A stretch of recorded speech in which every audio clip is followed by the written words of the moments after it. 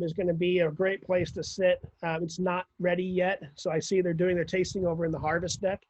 But yeah, a really beautiful place to come visit and check it out. And thanks to O'Brien for sponsoring it. They're also building this this winery, this edition right now. So a big tasting room and deck edition. So yeah, really great place to be, and it's been really fun sitting here and speaking and hearing. And I'm looking forward to going and grabbing some wine and sitting by the pool and drinking it here in a couple hours. So yeah, that sounds really good.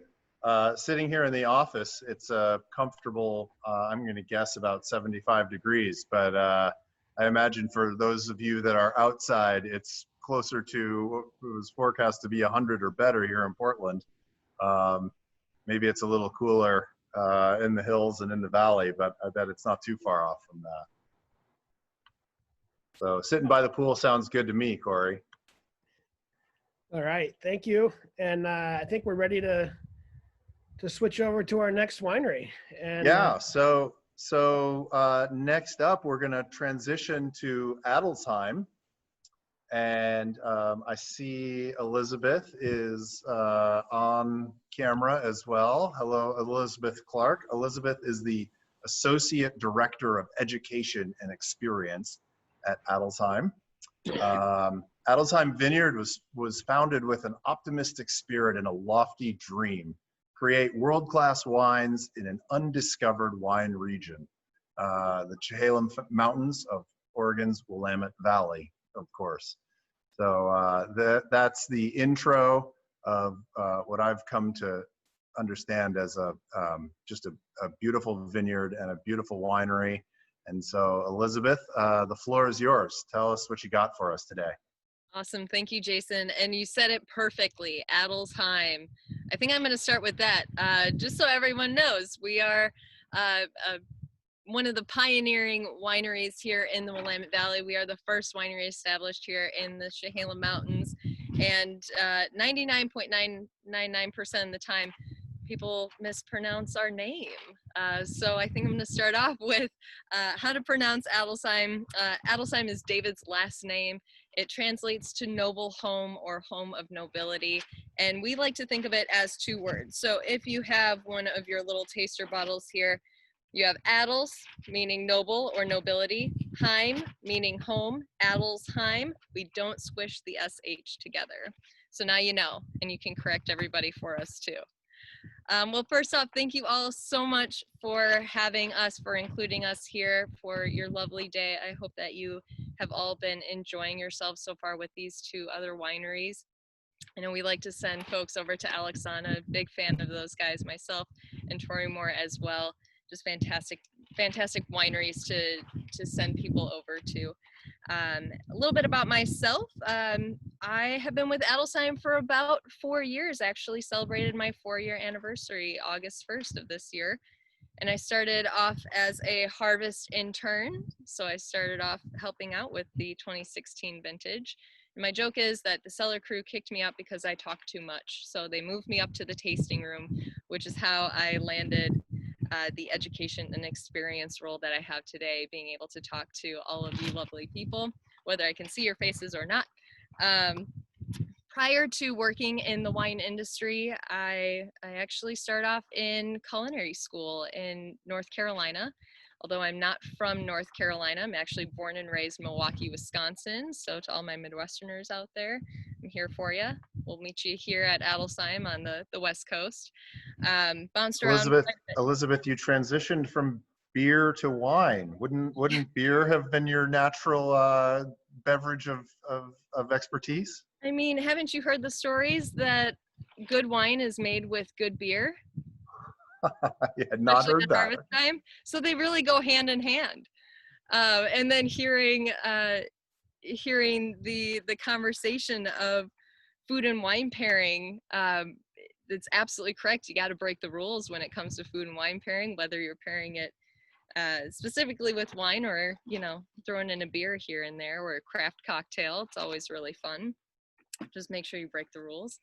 But after graduating culinary school, bringing all my beer and wine knowledge with me, I moved out here 6 years ago and then kind of bounced around in the wine industry, not really knowing where I wanted to land, whether it was in distribution or in production. I even worked a little bit in a wine analysis lab, but I always gravitated towards talking to people about wine. I guess it's the education streak in me. My family is a bunch of educators, so couldn't escape it. I just moved into alcoholic beverages instead. When I started at Adelsheim full-time, one of my first conversations was here in the facility was actually with David Adelsheim, and he and I had a meeting, and he asked me how he could help me succeed in this industry. And I thought that was so cool that he was going to create a sustainable environment, not only for the land that he was cultivating, but for the staff that he brought in and the staff that he wanted to keep around. And from there, I've been so loyal to this brand, to this group of people, because every single step that they take, whether it's growing the grapes, training staff, or making the wine, they always try to do it in a very conscious and very sustainable, very intentional way. So being able to speak to that has always just been so exciting, and to see that excitement translate into a tasting just makes you want to keep doing it day in and day out. The way that we are trying to be as sustainable as possible, not only through just keeping all of our staff, is we are live certified, meaning that we are low input viticulture and enology. First, all of our vineyards were sustainably certified, and then we moved into our winemaking facility. And we do have a pretty awesome video that we can play at any time now, all about our live certification and sustainable efforts. Well, I think that's a pretty good transition. So, Zach, if you can, it looks like you already have fired up the Adelsheim video. Let's have a look at that. Oh, come on. Okay. During the month of April, Adelsheim is highlighting our various efforts to practice sustainability and tread lightly on the earth as we strive to make the best wines possible from this place we call home. Since our founding in 1971, we have been committed to winemaking while being thoughtful about our impact on the environment around us. Our winery and vineyards received the Live certification the very first year that certification was available, which was over a decade ago. In addition to our larger efforts, such as being a Live certified sustainable and salmon-safe vineyard, we take small but impactful steps every day to make sure our vineyard is as conscious as possible. Hi, I'm Gina Hennon. I'm the winemaker here at Adelsheim, and I've been here for 12 years now. During my time here, the cellar crew and I have introduced a number of sustainability efforts, such as an electric forklift, solar panels, and some motion sensor lights. We have since significantly reduced our energy usage, propane and natural gas, and our goal is to eliminate as much waste as possible and develop the most efficient practices for winemaking. Hello, I'm Kelly Gregory. I'm the vineyard manager at Adelsheim Vineyard, and I've been here for the last 8 vintages. We are very conscious of how we operate out in the vineyard, from preserving wildlife and encouraging biodiversity to composting biological waste and reducing our carbon footprint. As a Live certified sustainable vineyard, we are held to certain standards, but we like finding new ways to exceed those boundaries and push ourselves and the entire industry to preserve as much of this land as possible. We practice mechanical weeding rather than spraying herbicides in our estate vineyards, and the benefit of this is clearly seen merely by walking around our estate properties.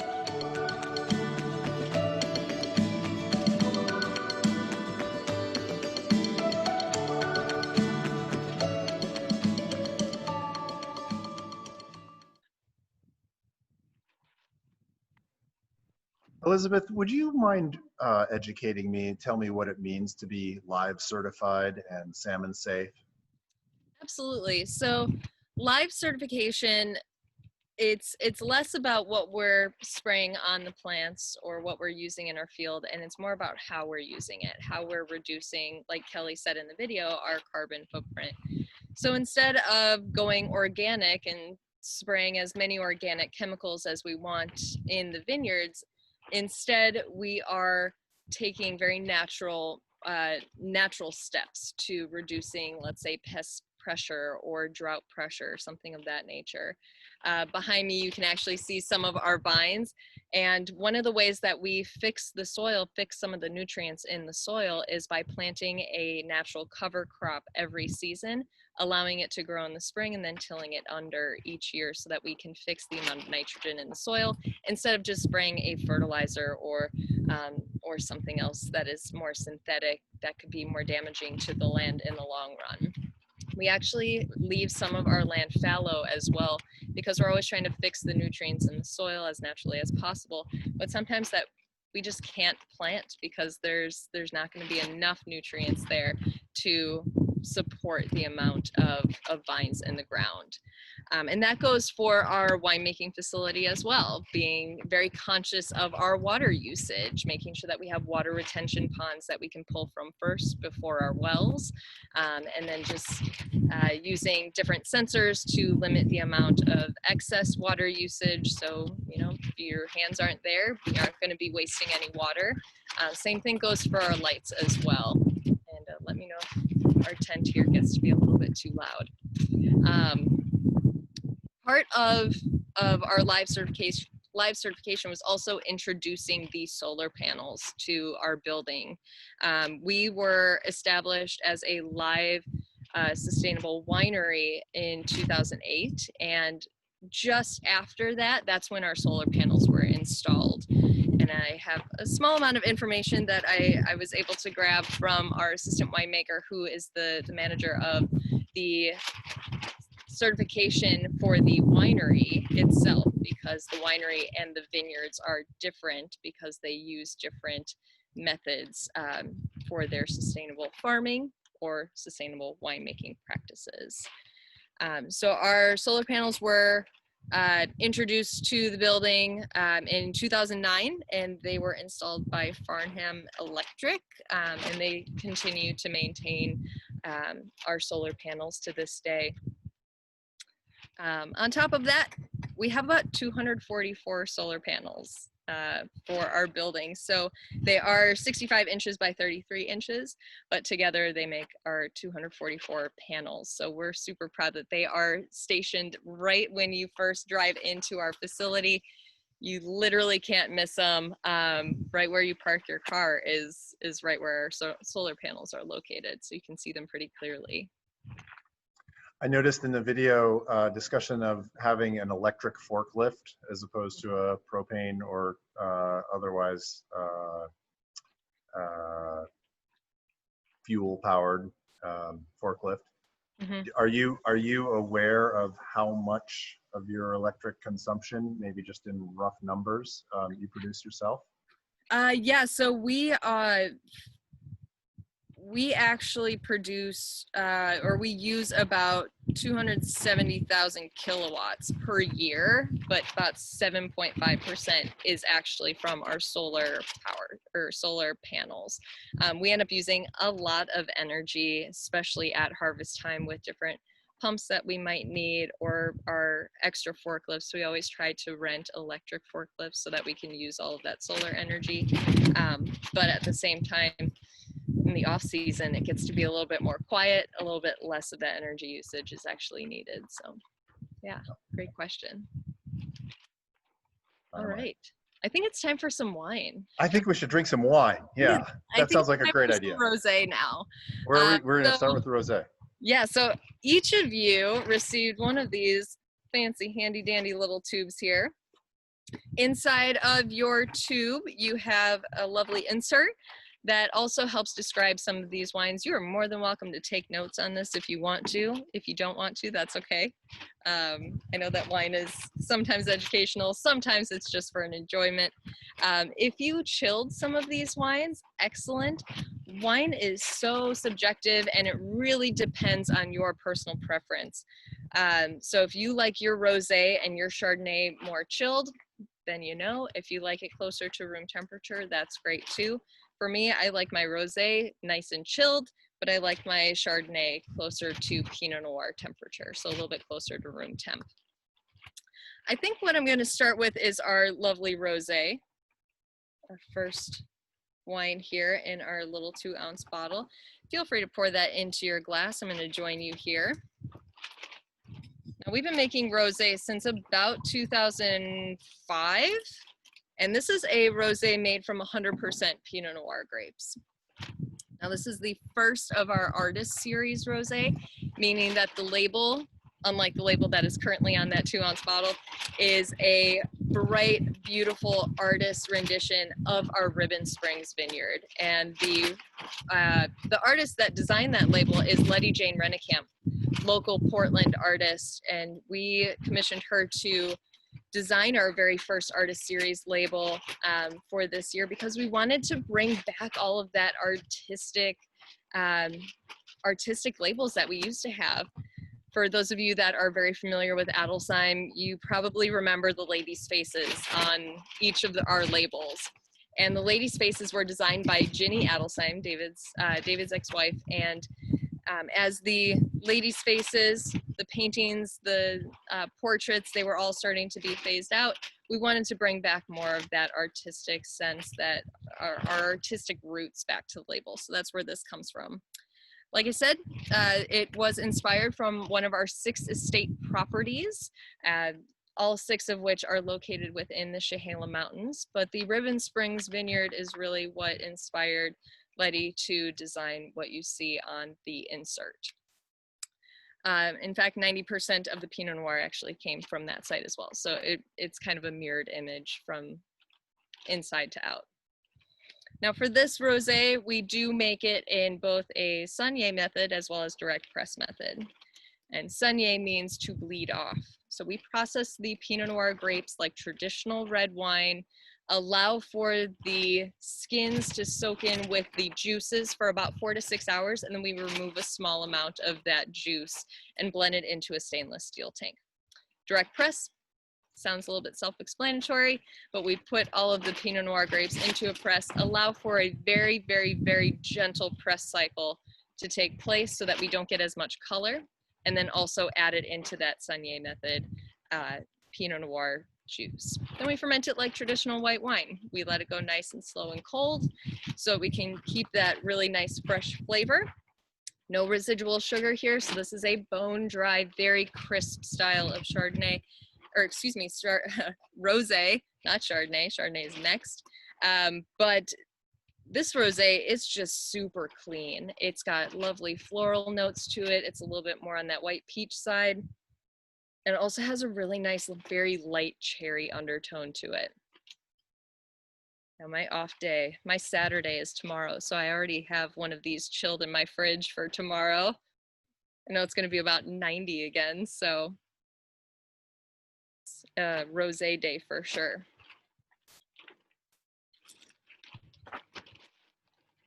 Elizabeth, forgive me if I take you a little bit off track from the wines themselves. One of the questions that we got in the chat is about the leadership team at Adelsheim, and that it was, I think it was exclusively women actually that were in the video. I was going to say predominantly women, but now thinking back, I think it was all women.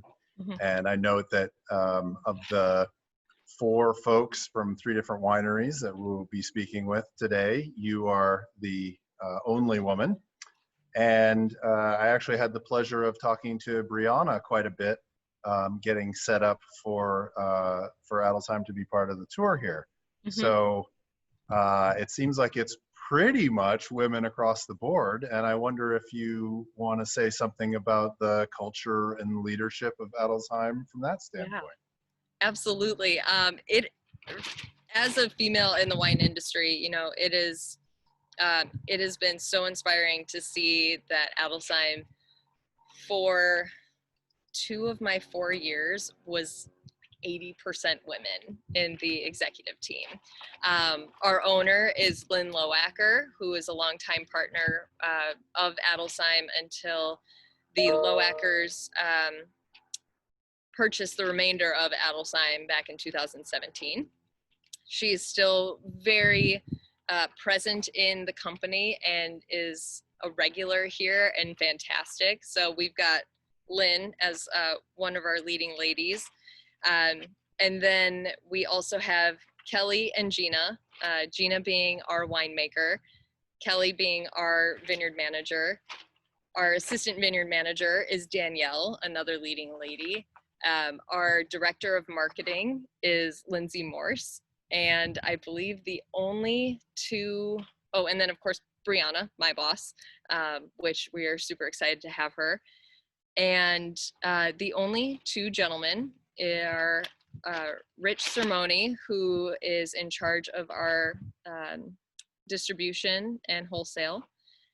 He was pretty much the lone soul for quite some time. And then as of May, we just got a new CEO. So we're super excited to introduce Rob Alstrin to the Adelsheim company. And he is spearheading our company moving forward, which we're excited to have him. But for our executive team, the men are outnumbered. Well, I don't want to make our wine tour political, but I'll just take a moment to say I think if there were more women in more leadership roles across industries, across government, in all areas of leadership, I think we as a race might be doing a bit better than we are. So kudos to you, Elizabeth, and to Adelsheim for being more inclusive. And it sounds like being more inclusive in a lot of ways. Absolutely.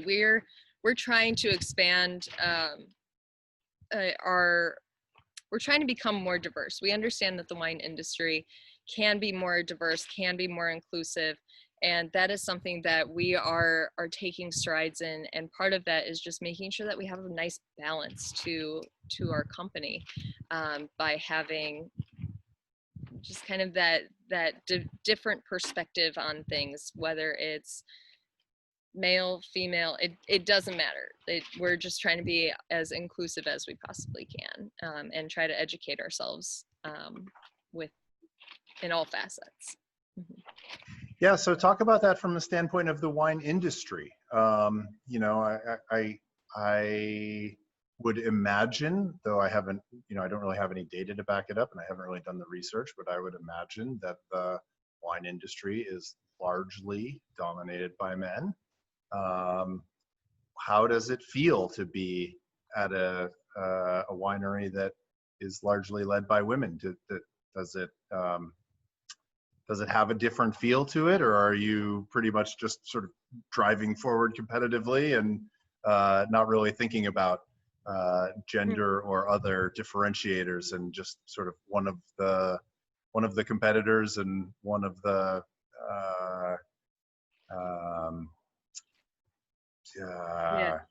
tenders of the land? I think that last section is the most important. We are stewards of our land and definitely competitors so far last. We're neighbors first, and I know that the Willamette Valley is banding together to move forward as an industry. We know that we have a lot to learn, and for me coming to work every day, I'm super proud of the strides that we are taking. And I'll probably say that I'm kind of spoiled because we've normalized the fact that we have a balanced, you know, male-female team. So if I were to ever leave Adelsheim, which I definitely don't see happening anytime soon, I have a feeling that I will have a bit of a shock. But most of the pioneering wineries are in their second generation, and with that comes a lot of change and a lot of shifts in mentality. So we're hoping that it continues in a positive way. Anyway.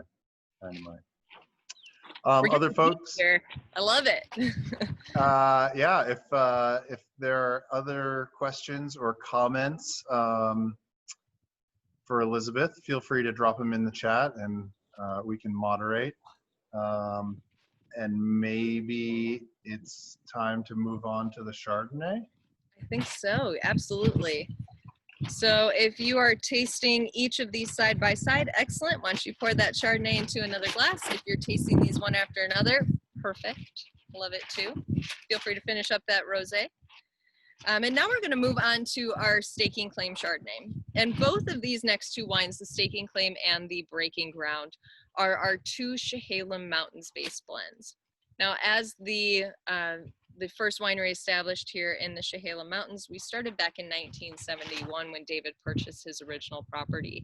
And he purchased that property about 2 miles just behind me on the south-facing side of the Chehalem Mountain slopes. Beautiful volcanic soiled property, 15 acres, relatively small, and his sole intention at that point in time was to live off the land. He was a hippie in the 1970s and he wanted to get out of downtown Portland.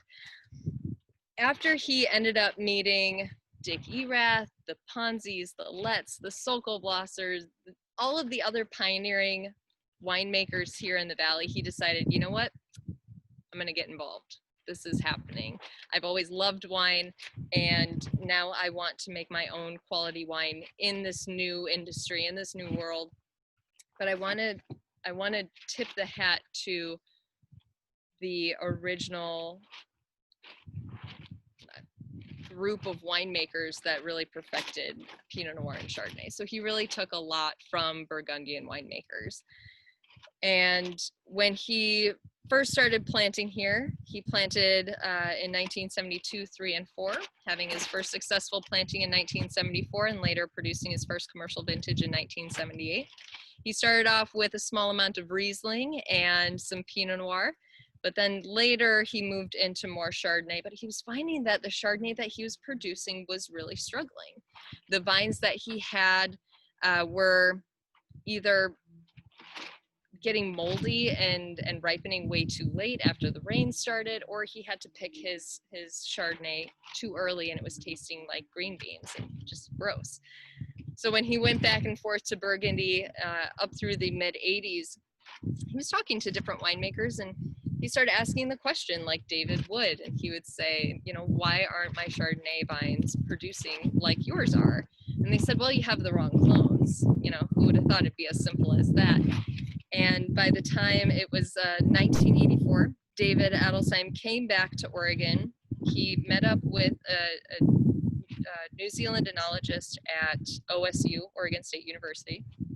And he said, hey, I want to develop a quarantine program so we can introduce Dijon clones or French clones of Chardonnay to the United States legally so that everybody can plant them. But we want to make sure that they are specifically cool climate clones. And at the time we had clones that were a little bit more suited to warmer weather, something like Southern Oregon or even California. So when David Heatherbell, the OSU enologist, and David Adelsheim acquired the permits for this quarantine program, 4 different clones of Chardonnay, Auxerrois, Pinot Blanc, and a few different Pinot Noir clones were introduced that year. And then 2 years later in 1986, a 5th clone of Chardonnay was introduced. And that's one of the reasons why Chardonnay is so popular here, is because now we have the right clones that are going to thrive in this cool climate, and we can really create a very diverse profile of Chardonnays. I know Chardonnay isn't for everybody. Hopefully you find a Chardonnay that you do like, because it is a very diverse grape and it's not just that oaky, buttery style anymore. For us, this Staking Claim Chardonnay is a multi-vineyard blend. Here we blend together 4 different vineyards, and we try to give you the best representation of the personality of the land that we call our home. So we are giving you a vineyard that is planted in marine sediment soil, in volcanic soil, as well as glacial silt, in a range of elevations, in a range of slopes, aspects, you name it. We try to give you that full vision of what Chehalem Mountain Chardonnay is to us. When we bring in this fruit, we press it off and it goes into oak barrel and it ferments there, hangs out and ages for up to about 12 months. And then we remove all of that Chardonnay, blend it into a tank and let it sit for another 5 months. There we retain the acidity, the brightness, that fresh, crisp flavor, but we allow for it to really homogenize and become one kind of singular unit. Most of the barrels that we use are neutral, meaning that they are not imparting any oak flavor.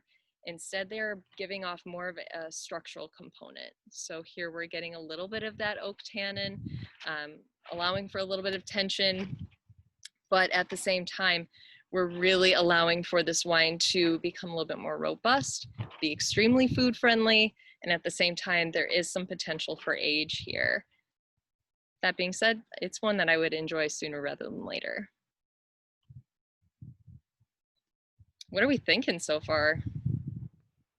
Oh, I really enjoyed the Chardonnay. It's super clean, it's bright. We want the fruit to speak for itself. And I think it's, I don't know, screaming from the hilltops of the Chehalem Mountains. Oh, fantastic. Anything to say about the label? So I notice on the insert, right, there you had a fair amount to say about the rosé label, and then the labels for the stake and claim and the breaking ground, though they aren't boring by any means. They're maybe not quite as detailed and exciting as the one for the rosé. So I triggered a question in my mind. Yeah, the labels for our Chehalem Mountains tier, we are trying to kind of give you that sense of what the Chehalem Mountains is, which is kind of a patchwork quilt of different microclimates and different terroir, but it doesn't go much further than that. They aren't going to be rotating like the Artist series, and these two wines, they are not on their inaugural leg. They are definitely going to continue to be kind of the anchor of our portfolio, the different wines that we produce as a Chehalem Mountains winery. They're definitely not going to be consistent from one year to the next, because we do like to celebrate vintage variation here. But the labels definitely will stay consistent. Now with the two Chehalem Mountains wines, because they are coming from such a diverse AVA, the AVA that we call our home, I have struggled to find a food pairing that does not work for these wines. And I love to eat after going to culinary school. I mean, I love to experiment, to play around with a variety of different foods, but this Chardonnay has worked with spicy curries. It has worked with something thrown on the grill. It's worked with braises, soups, stews. It's worked with salads. The acidity here, with it being so bright, it just makes it even more food friendly. So you really can't go wrong. Awesome. And probably should mention at this point that, again, we have a promotion code. So anybody, if you're enjoying these wines, and we have a third one to try in just a moment, but if you're enjoying the wines from Adelsheim, there is a promo code, which is SOLAR15. SOLAR15 is the promo code for a 15% discount, and that's through the Adelsheim website, right? Absolutely, yes. Wonderful. Yeah, so Adrian, what'd you say? Oh, we just proved that. They just proved that it's difficult to find anything that this wine doesn't pair with well, because it pairs well with a chocolate chip cookie.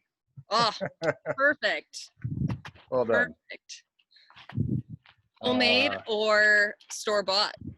Homemade or store-bought? Homemade. Perfect. Homemade, says Margot. Well, feel free to share it on any of our social media posts as well. We love seeing things like that, on especially our Instagram. So at Adelsheim is our handle. So send us a picture. All right. Oh, the neighbor kids brought you chocolate chip cookies. You got good neighbors. Oh, I'd like to have some neighbors that bring chocolate chip cookies over. I'm the chocolate chip cookie maker in my own home, so it'd be nice to get a break from that occasionally and have Now neighbors. You know what wine to drink. Yeah, that's right. Absolutely right. Absolutely right. All right. Well, maybe folks finish up your Chardonnay, and we will move on to the Breaking Ground Pinot Noir. Yeah, is that next, Elizabeth? That is what's next. So we are following that same kind of portfolio, that same style here, with our Pinot Noir counterpart in the Chehalem Mountains tier. And I'm going to do a little build up for this wine because I started at Adelsheim in the 2016 vintage. So it has been just a joy to watch this wine unfold, considering I helped watch it ferment throughout that season. On top of that, I talk about wine on a daily basis. I think about wine probably 23 hours and 59 minutes out of the day, even when I'm sleeping. And there are times where I will occasionally get burnt out of just talking and thinking about wine all the time. Whenever I pour myself a glass of the Breaking Ground, I'm just drawn back in, and I get so excited to talk about wine, and especially Pinot Noir, all over again, because this wine is my absolute favorite. And I say that knowing that we make 9 different single vineyards, all of them so unique to the different climate, the different microclimates of that one particular vineyard. But this Breaking Ground and this vintage specifically is just so balanced between fruit, spice, earth, and even a bit of an herbaceous quality that I've never seen in this wine before. I find it to be so compelling, and again, very food friendly. Its refreshing acidity just gets you ready to come back to the glass sip after sip. The tannin structure is beautifully integrated, so you're not going to feel anything jagged on your palate. You're not going to feel anything too drying on your gums or your tongue stick to the roof of your mouth. It's just so, like I said, perfectly balanced. Because we're blending together 5 vineyards from within the Chehalem Mountains here, I tend to get that equal balance of purple fruit to red berry from both the marine sediment soil and the volcanic soil. I get a little bit of a clove or allspice from the marine sediment vineyards, but then I also get this kind of cedary, dry, kind of like a dried leaf from the windblown Luss vineyards that we include here. What's really different is the sagebrush and that thyme and a little bit of rosemary that you might get on the back end, just making it even more interesting and more compelling. But again, very, very easy to enjoy. Hopefully I'm building it up to its appropriate level, so I'm gonna let you guys be the judge. But this is just one of those wines where you can gift it to anybody, and there's a very, very, very high chance that they are going to enjoy it just as much as you did. Very nice. Yeah, fantastic. Initial thoughts? It's a winner, right? Really tasty. Yeah, I am enjoying it. Absolutely. I like it. Yeah, it's one to keep on hand at all times. It's a great everyday drinking wine, or it's one that you can hang on to for celebratory occasions. And that celebration could be something as simple as you made it through a Zoom meeting again. I don't know. Everything's just a little different with this pandemic. But it could be something as simple as you got out of bed and you made it to work on time. Work. The next door down. Yeah. Exactly. Stroll down the hall in my pajama bottoms and my button-up shirt top. Margot asks the price point on the Pinot Noir. On the Breaking Ground, yeah. So the retail is $45 before your Solar 15 discount code. So that makes it about 38, 39 as my my wine-induced math doing tells me. Our math is the same. Good. We are nearing the end of our Solar Winery Tour for the year, 8th annual Solar Winery Tour.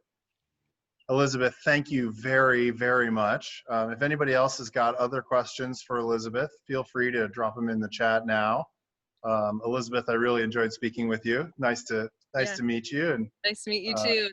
Have some time with you this afternoon. Thank you very much. Yeah, thank you to Adelsheim for participating in the tour generally. You know, as I said, it was really a pleasure.